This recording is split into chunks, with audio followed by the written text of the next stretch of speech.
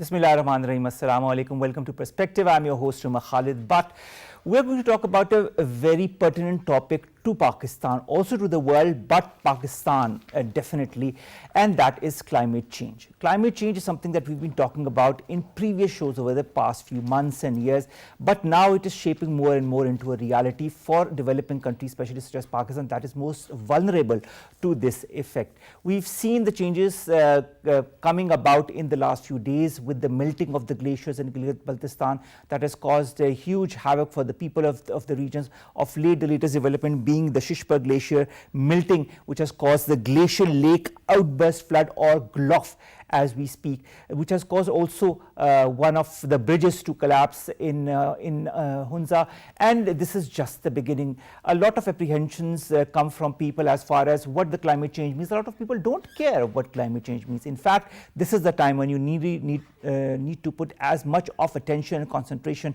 on this very important issue as we can. The whole community, whether it be the public sector, the private sector, the government is doing that. The government is trying its level best, but it's also up to us, the people and the private sector, to do whatever we can in order to deviate or reduce some of the effects, because we are seeing the rapid industrialization, we are seeing the increased amount of heat. We have just seen the difference between this year and last year when the heat wave wasn't as intense as this year, just because of the industrialization that has again come into effect and the industries that have started working again.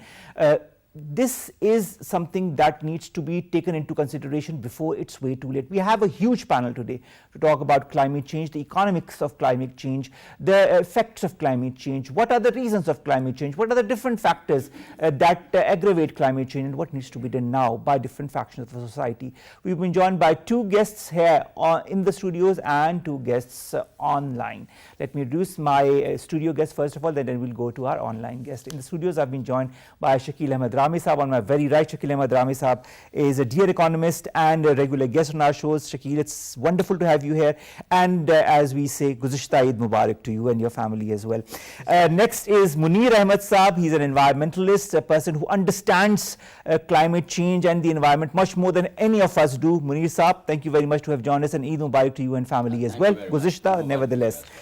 Online, we've been joined by two guests as well. Let me introduce them to you one by one. Our first guest is Ali Tawqir Sheikh. He is the CEO of Lead Pakistan. Ali Tawqir Sheikh Saab, thank you very much to have joined us. And then we've got Shafqat Aziz Saab. He's a communication specialist with the Pakistan Poverty Alleviation Fund. Shafqat Aziz Saab, it's a pleasure to have you on our show here for this very important topic, and that is climate change. Let's begin with my guests in the studio.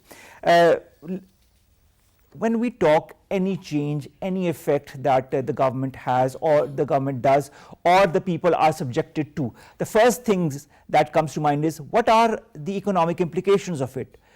How much money can we spend on it? How much is our economy going to be impacted on it?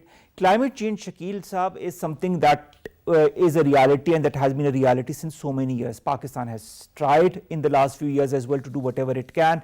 Is it enough? And how is our economy going to be affected by these effects of the climate change that we are seeing now, right now, in, for example, Gilgit-Baltistan? Thank you, Umar. First of all, let's be clear. Climate change is not an environmental problem. It is a development problem. It is a security problem. If you look at on security dimensions, so United Nations Security Council has passed a resolution on that. So it's a security threat. Look at the leading intelligence agencies of the world, they have created dedicated departments. Then it is a development issue, because it is directly related to the livelihoods and the life of the people. And it requires immense resources right now to overcome these challenges. I just give you one figure. In 2016, McKinsey Institute, they came up with a figure. So there would be the gap of investment till 2030 of 5.3 trillion US dollar. What? 5.3 trillion US dollar. If we include sustainable development goals needs, it would be 3 times more. That's been $15.9 trillion. In development goals, climate change and environment development, they are the major, are the leading factors for the future. So let us very clear. The economic resources, we require a lot of resources, one thing. And second thing, we have to look at that our policy framework in Pakistan. Either we are investing on the right places, our prioritization list is right, are we just trying to do go for just where we get some fame or something like that, we are investing there. Is it temporary or is it a long-term solution that we are really looking at? Munir Saab, resources, policy framework, these are two things that you understand very well when it comes to climate change and Pakistan. Do you feel enough has been done? Do you feel more needs to be done? The changes that we are seeing right now, as far as, for example, I'm just giving an example, Gilgit-Baltistan, was this already predicted by the government, by your organization, by people such as yourselves, and if so, are there any measures that will be put into place? First of all, as you talk about policy frameworks, we have policy frameworks. And we have several international commitments signed, and we are trying to oblige with different plan of action, but that is not sufficient. And second thing, you asked about resources. Definitely, we lack resources, and whatever meager resources we have, they are not invested in the right direction. As you just mentioned about GLOF, we are having a multi-million-dollar GLOF project in Pakistan, and they have a huge agenda of implementation plans to safeguard communities and infrastructure of Gilgit-Baltistan, and they have plans for different valleys as well, valley development programs to protect communities. Despite all the interventions that we have, the investments that we have, that policy frameworks that we have, unfortunately, we are not coping with the challenge that we are confronting communities. And we are not coping, or we are not coping enough, Munir sir? We are not coping enough. All right. And I don't know where the fault is, but unfortunately, the investments are not working. All right. And we have to see what causes are the failure of getting the required targets and the results that we definitely need to. Perhaps we could not engage communities in our awareness programs or in the implementation phase as well. And perhaps we cannot have a larger engagement of communities in the community-based resilience and disaster management. All right. So we are lacking something. All right. Because like in the mountain areas, we have seen a massive destruction as well, despite all the measures. The billion tree tsunami and engaging governments and spending a lot of money over there. From the federal government giving a lot of grants to the provinces. All right. And clean green movement Pakistan and wildlife policies. So many things that we have tried out, but still we see the result is not. It's not enough. This is what you say. Not enough. The results are not. The results are not that encouraging. Or the results are not that encouraging. We've also been joined by another guest, Ghulam Rasool Saab, former DG Met. Ghulam Rasool Saab, thank you very much to have joined us. Ghulam Rasool Saab, you've just heard what our two guests have been saying as far as, climate change, whether it be in Pakistan or across the world. But let's concentrate on Pakistan for the moment. We are seeing the glaciers melting in Gilgit-Baltistan. We are seeing the increase in temperatures in Pakistan. We see the environmental pollution in Karachi and Lahore. Has the government done enough? Is more needed to be done? And if so, which are the areas that, and how should that change be brought about so as to alleviate the effects of climate change? Thank you very much, Umar. Let me update you about the recent events of climate change in Pakistan. March and April witnessed that these are the hottest March and April during the last 6 years. So this was quite unusual Ghulam Rasool sir, we are having certain issues as far as your voice is concerned. We are going to come back to you, but in the meantime, let's go directly to Shafqat Aziz Saab, Communication Specialist, Pakistan Poverty Alleviation Fund. Shafqat Aziz Saab, I'd like to have your point of view as far as the resources allocated for climate change and the alleviation of the effects of climate change are concerned. You've, if I understand well, worked quite diligently in that sector as well. What more needs to be done? Why is Pakistan not be able to tackle this huge crisis that is emanating out of climate change? Thank you, Umar. First of all, you are having such a galaxy in your studio. Shakil Saab and Munir Saab are there, and after speaking after them, it's really huge challenge. However, Munir Saab has already said that what we are lacking is not, of course, there are some policy issues, and we need more robust policies, especially adaptation and mitigation side. However, the community lacking really support that they need, and they also lacking the necessary awareness to deal with this. This issue is not an isolated issue. It is already, as our guest has indicated, that it is a multi-sectoral issue, and your agriculture, your livelihood, your everything is connected with climate change phenomena. Since we are being PPF is one of the largest mechanism outreach across Pakistan, and we are working in 147 districts across Pakistan, and from coastal areas to Gilgit-Baltistan, and from Gwadar to AJK. What we have witnessed and what we have observed, that we need local solutions, and every locality, every community has their own kind of climate change issues, and we cannot suggest a same solution to a community living in a coastal area, to a community living in a desert area of Pakistan.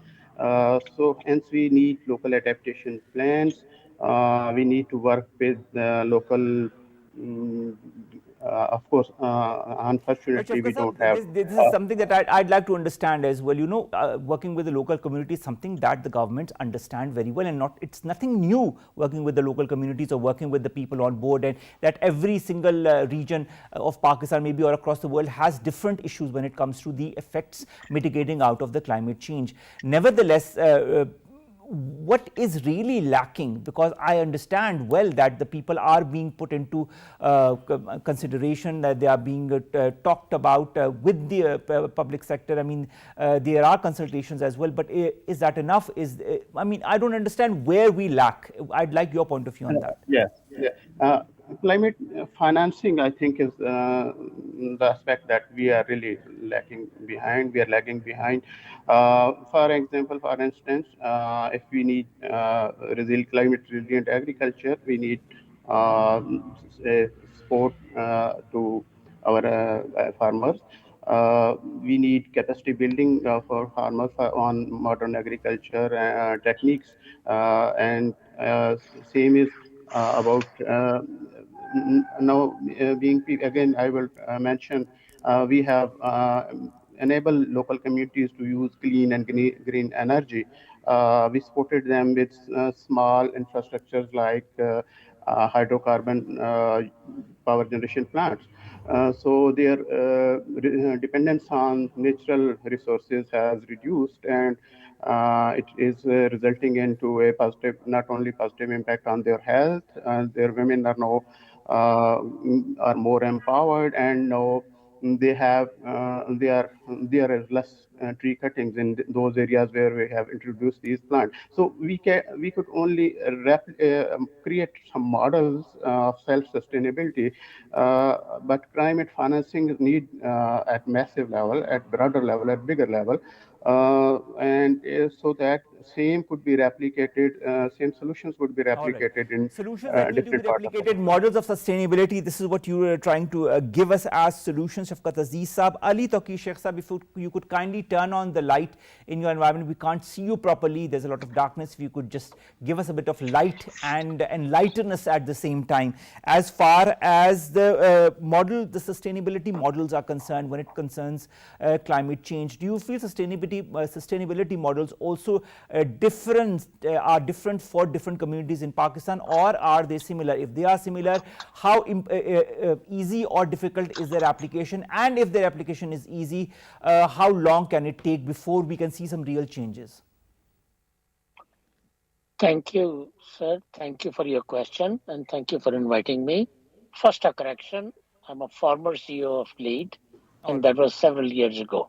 All right. As for your question, I really don't know what you're trying to ask me, but assume for a moment that you're asking that there are different models and there are different variants of approaches. Yes. But if I connect with some of the earlier questions that you asked, and I think my colleagues have already given you sufficient reason, I just want to add one small point. The reason for our limited success is that we don't know what we want to do. We want to do everything for which donors provide us the financing. My colleague from PPAF was just saying financing is an issue, and I think that's a bogus issue. There's a lot of financing. We don't have the spending capacity. Munir Saab mentioned a project dealing with gloves, but we did not undertake an assessment of the strength of climate resilience of the bridges, and therefore the bridge collapsed. We don't know what to do. We are at a loss. We are only here to touch the surface of the water with our toes. The real issue is that we want to ensure that the livelihood options of people are there and they are not compromised. And one way to do that is not to play a victim card that Pakistan is a very vulnerable country. Pakistan is a vulnerable country, but it's not one of the most vulnerable countries. Pakistan is one of the most vulnerable countries because we don't spend any resources on resilience. We, we have a several $1 million worth of project in northern areas for gloves, but we have not spent a dime to assess the strategic strength of the infrastructure in that area. Instead, we have spent a lot of money on four-wheel drives and to get the air conditioners for the Minister Saab or whatever you have. So the second point is, where is the continuity of policy? If the previous government had a 10 billion trees tsunami project, it should have been clear in its documentation before any issues about corruption are raised. Once the issues of corruption are raised, then there is a discontinuity.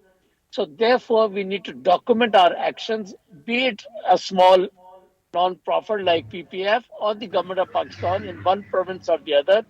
We need to ensure continuity in protecting our ecosystems in coastal areas, in mountainous areas, in the deserts of Tarpakar and elsewhere. And our major concerns are heat waves, droughts, droughts, and food insecurity, whereby it's resulting in stunting and malnutrition. While we are giving free water to rich farmers, our people do not have sufficient money in their budgets for health and education. Therefore, all the investment in large infrastructure, such as dams, have to be supported through cost recovery mechanisms. We cannot keep on spending our money, taxpayers' money, on subsidies. Therefore, my small intervention in this function is to ensure that we are clear-headed, there is continuity, there is accountability, and we set up priorities that are based on climate justice. Thank you. being clear-headed and of course being accountable and being trying to put things right as far as different aspects of the changes that climate change has brought about in our daily lives, in our infrastructure, as far as the people's lives are concerned, whether it be in the deserts of Thar, as you said, or in the mountains of Gilgit-Baltistan. On the one hand, it might be a tall task, but on the other hand, it can be easily done if there is a will of the people, if there is a continuity, as you talked about. This continuity, I think, is very important as far as policies are concerned from one government to the other. And that continuity needs to be perpetrated by all the other organizations that support this mechanism for the people, for the betterment of the people and for the infrastructure. How can such a mechanism be put into action? Because we see with times, with changes that happen in the political structure, that changes also occur, and it takes time for the new government or the new sector to kind of come back to where it had started some years back. It is, thank you very much for understanding. I think it is an excellent question that you have asked. In fact, what I want to say is that a series of projects that are not connected with each other cannot give us climate resilience. That is not adaptation. That will enhance our vulnerability and poverty, and it will reduce our per capita income and increase damages from extreme weather events through climate change. I think most important thing for us is have a transformational change. We need to know that this is an existential threat. We need to know that the water quantity is decreasing on per capita basis, and the population is increasing, and therefore by 2050 or 2047 we will need to produce twice as much food with half the water available for twice as many people. Now, that's the level of challenge, and that requires systematic thinking and transformational change.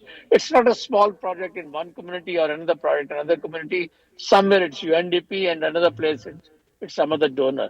I think government of Pakistan need to have a strategic vision, and this is a good time. This is a good time because it's a crisis situation, and there are 10, 11 parties in one government.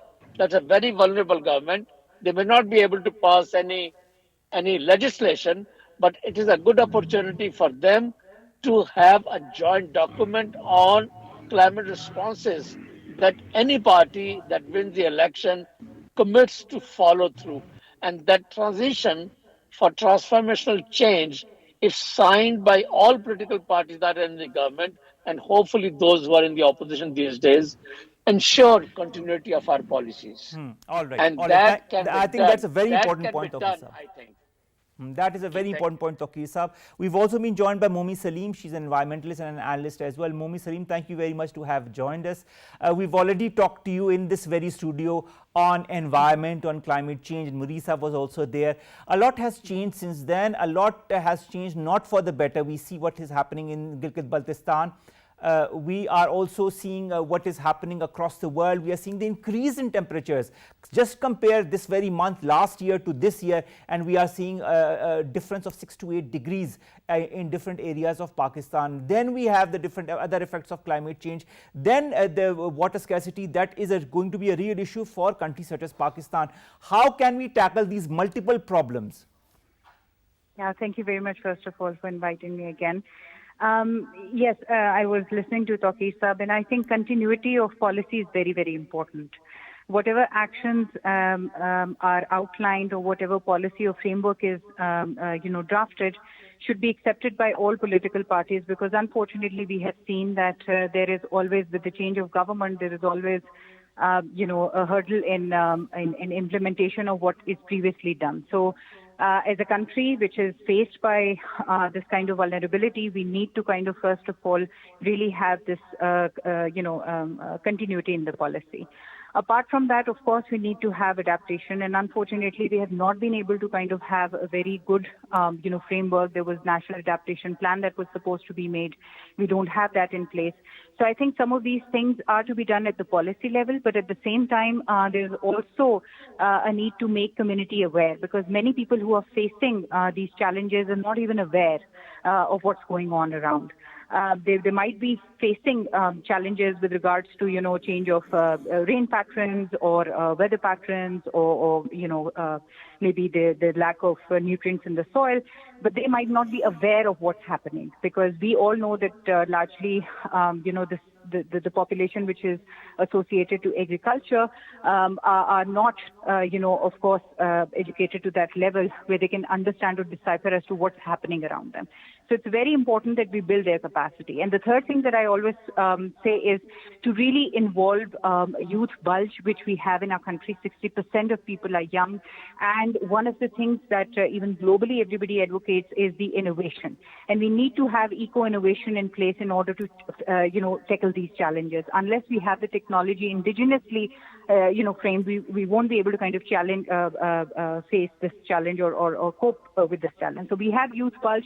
Universities are places where we can do that, and previous government has, started this green youth movement. I hope that continues because there we have small grants for young people to, bring eco-innovation for challenges around our natural resources. But Mumi, when you look at the multitude of problems that are connected to climate change and its adverse effects on the community, and of course Pakistan being one of the countries that we are seeing those changes in, and with every passing month there is something new that happens, whether it be environmental pollution that increases, whether it be the heat wave that engulfs Pakistan, whether it be the glaciers that melt because of the heat wave, whether it be the effects of those glaciers melting, such as floods and bridges collapsing, and the other subsequent effects of that on the community and on the economy. If we have to go step by step in order to curtail the effects, what should be the first 3 steps that need to be taken? Yes, it would be at the expense of repeating myself. But I think that, really a comprehensive policy where we are able to spell out mitigation actions as well as adaptation actions. Because right now we are mostly, if you look at our policies, we are talking about mitigation. And Pakistan is not a bigger contributor to the problem of climate change. So we should be able to start adapting. And we need to kind of find ways, especially because largely our economy is based on natural resources. Because we are largely agrarian societies. It's very important for us to first secure our food and food basket, and also agriculture. Obviously, it also contributes to a lot of other products as well. So I think the first thing that we need to do is towards a good framework, which is holistic, but more towards adaptation. And then I think, we cannot just say one step and then the other. There has to be a simultaneous thing as well, because, educating people and spreading awareness is one way, because the local wisdom is also very important when it comes to climate change, because local communities do have a lot of knowledge in terms of how to cope with the changing environment. And here I would like to say one thing. You mentioned pollution. Another thing where awareness is important is also the fact that Pakistan's Environment Protection Index is very low. See, there is a difference between environment and climate change. Climate change is a global problem, but environmental degradation is a very local problem. And there you need to make people aware that their actions are having adverse impact on the environment. And when the environment degrades, then climate change exacerbates it further. So, for example, if the water table is depleting because of our, use, which is not, which does not promote conservation, then of course it is going to climate change is going to exacerbate that depletion. Likewise for other natural resources as well. So it's very important for us to make people aware. The difference between environment and climate change is very important, but also how actions of local people or action of an ordinary citizen is important when it comes to environmental degradation. All right. Thank you very much, Mohammed Salim. That's a very interesting outlook on what needs to be done and how the different steps need to be taken simultaneously. I'll come back to the studios, and in the studios, the first question I'm going to ask is from the economic point of view from Shakil. Now, Shakil, first of all, they talk of food security, then eco-innovation, then adaptation. When it comes to a country such as Pakistan, that is a developing nation and it has its economic vows as well. And then we also know in different circuits that in the coming years, water is going to be a rare commodity. That is also something that we have talked about in this show. And across in the West, it is being said that water is going to be priced twice as high in the years that are to come. How should Pakistan, as a country that is not only developing but also mitigating the changes of climate change, should adapt to these different changes as well? Eco-innovation, economic policy, so as to adhere to the effects of climate change, and of course water as a commodity. First of all, Umar, we need to come out of, especially our government need to come out of advocacy mode.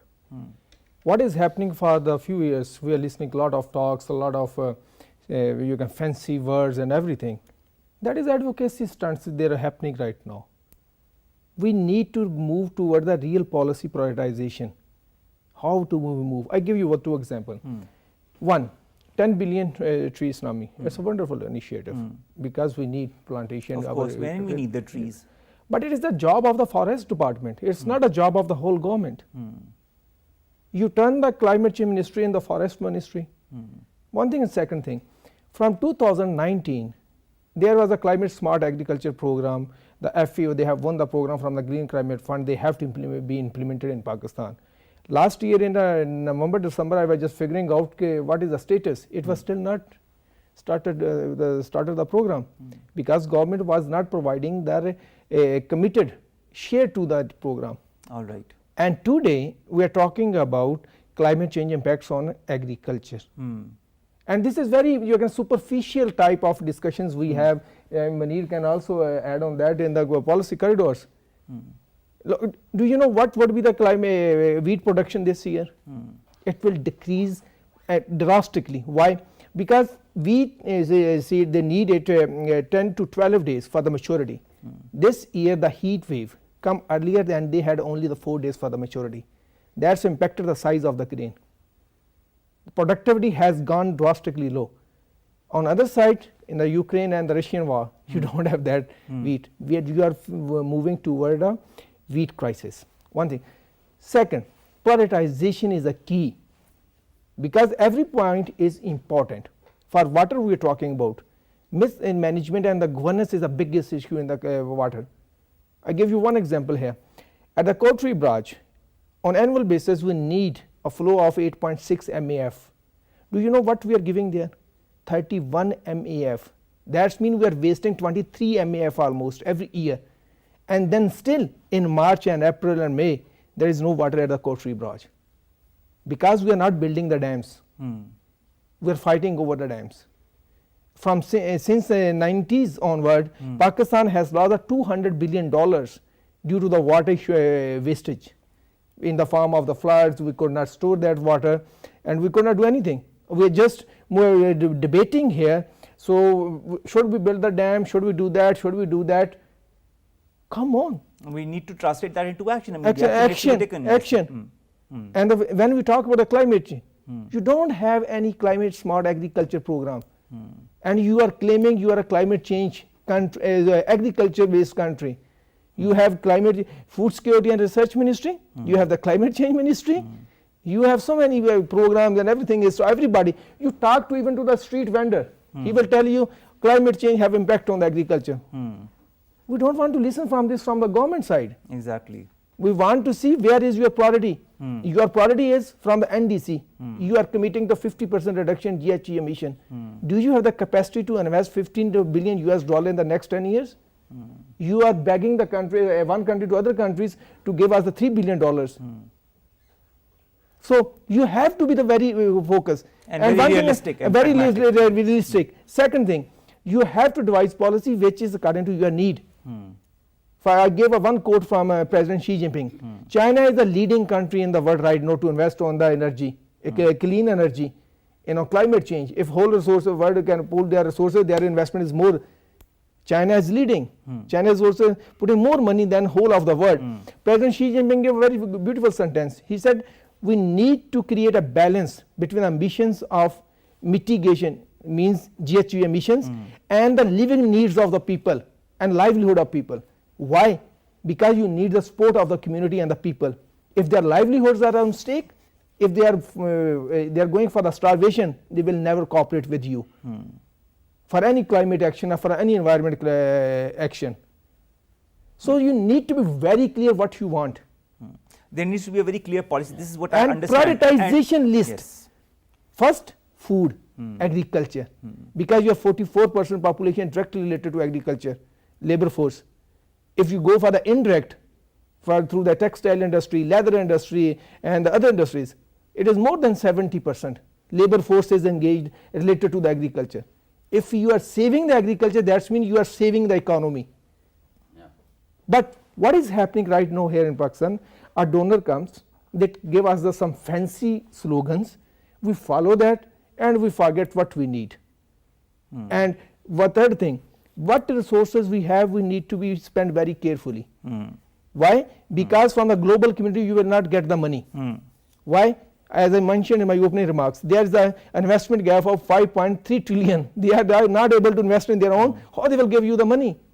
Third thing, for attracting the money from the Green Climate Fund, we have to establish our national entity. Still we are not able to establish. So many questions. And last question which I want to put. Previous government, they took a very good initiative to create the Prime Minister Climate Change Authority.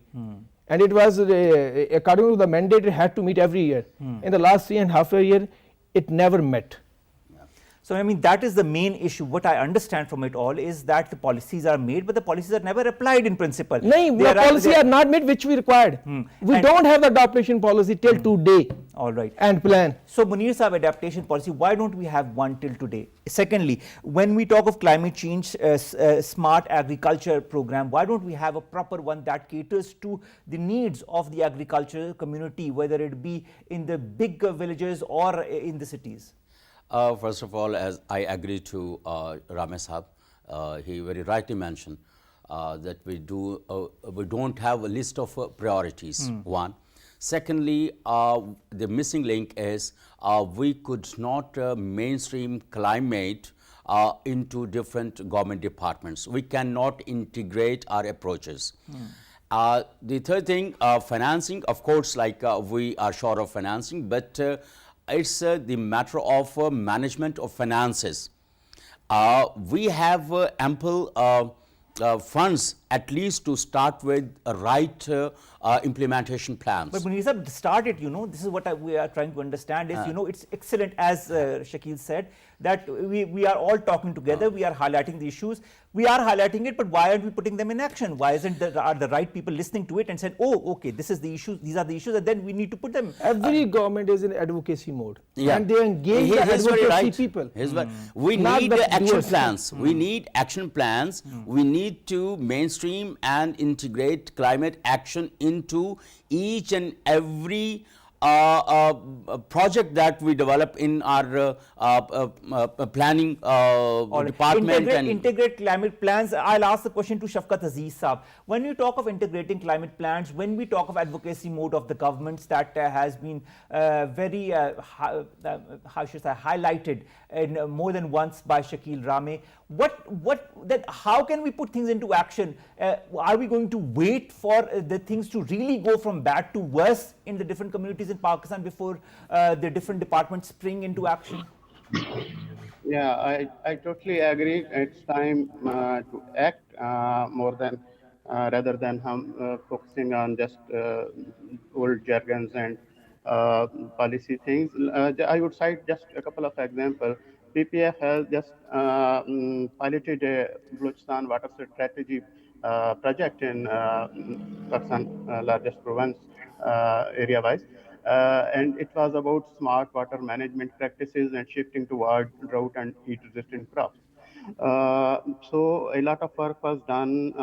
We took about local land departments, agriculture departments, farmers, and after a lot of discussion, we introduced climate friendly crops,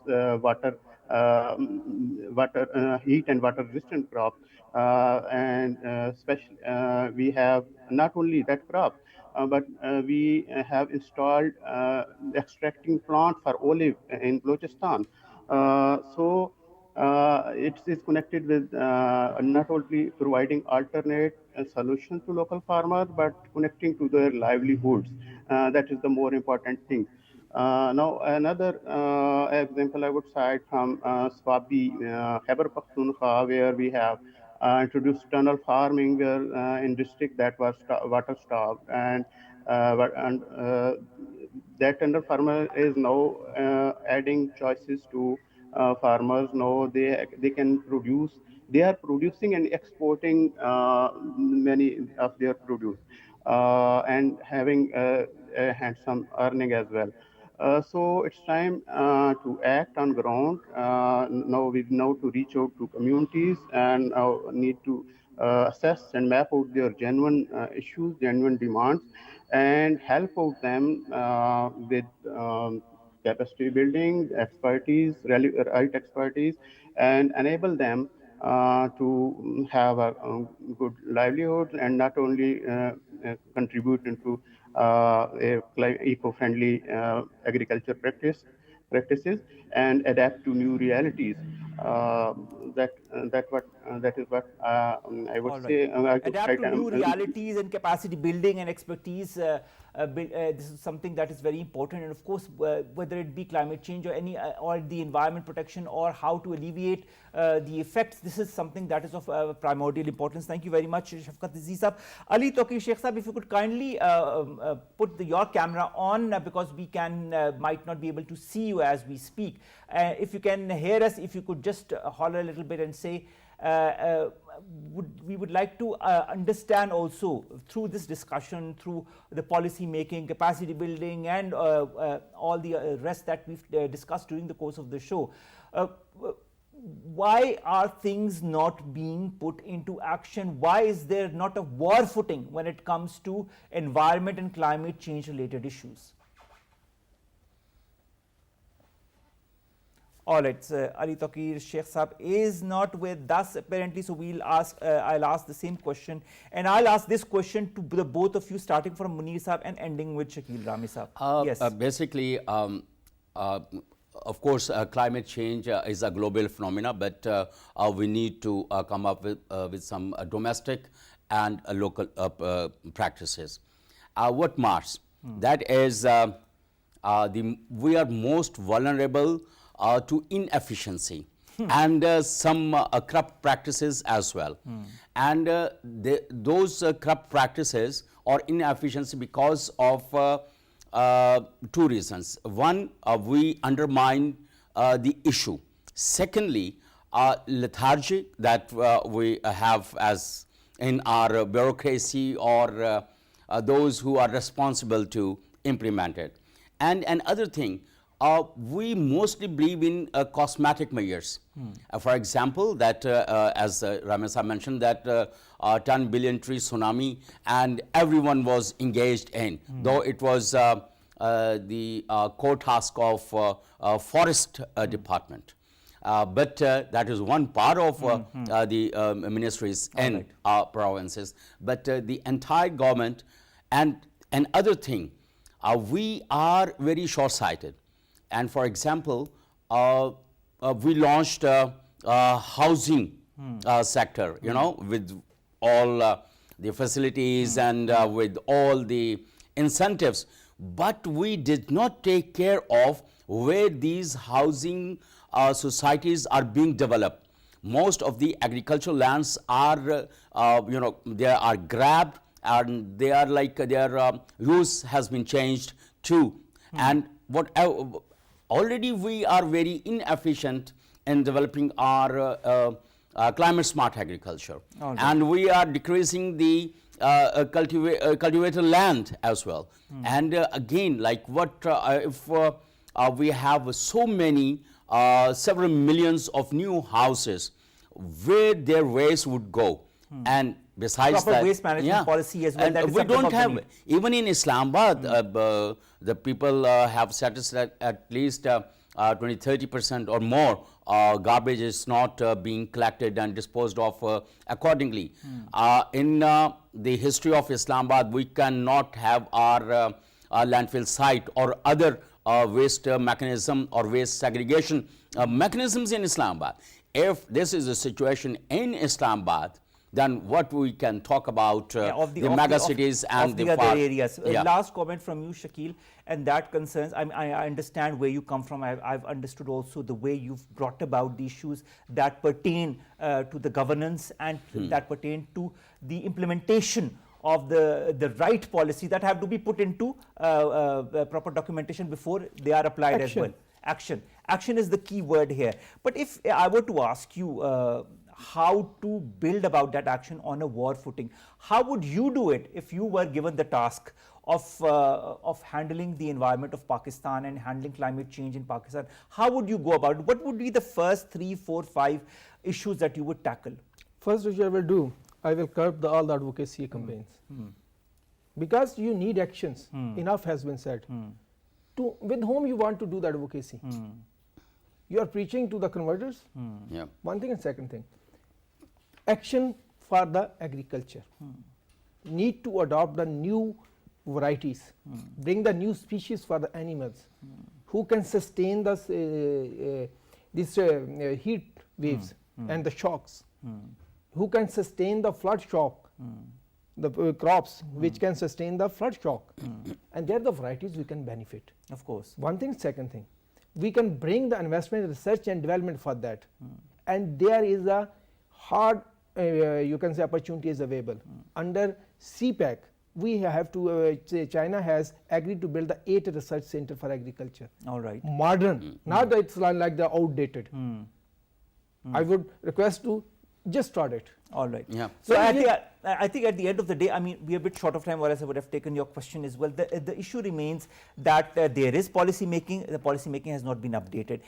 There is policy making, but that policy has not been put into action. There is policy, but then as far as the donors are concerned, as Shakil has pointed out and Munir Saab as well, the donors are attracted to it, but we do not react accordingly in order to satisfy them as to how Pakistan is going about as far as different kinds of mitigation of climate change are concerned. Ladies and gentlemen, we'll end on the note of Pakistan being an agrarian society and a state where agriculture is of primordial importance. Nevertheless, what needs to be done on a war footing, and I repeat here, this is the third time I'm repeating this key word, war footing, all those changes, all those policies that have been put on paper by the different governments, they need to be put into action without any further hindrance before it's way too late. We are seeing the effects right now in Pakistan, we are seeing the effects in Karachi, in Lahore, and waste management. There are so many types of issues that pertain to environment, that pertain to climate change, and we need to simultaneously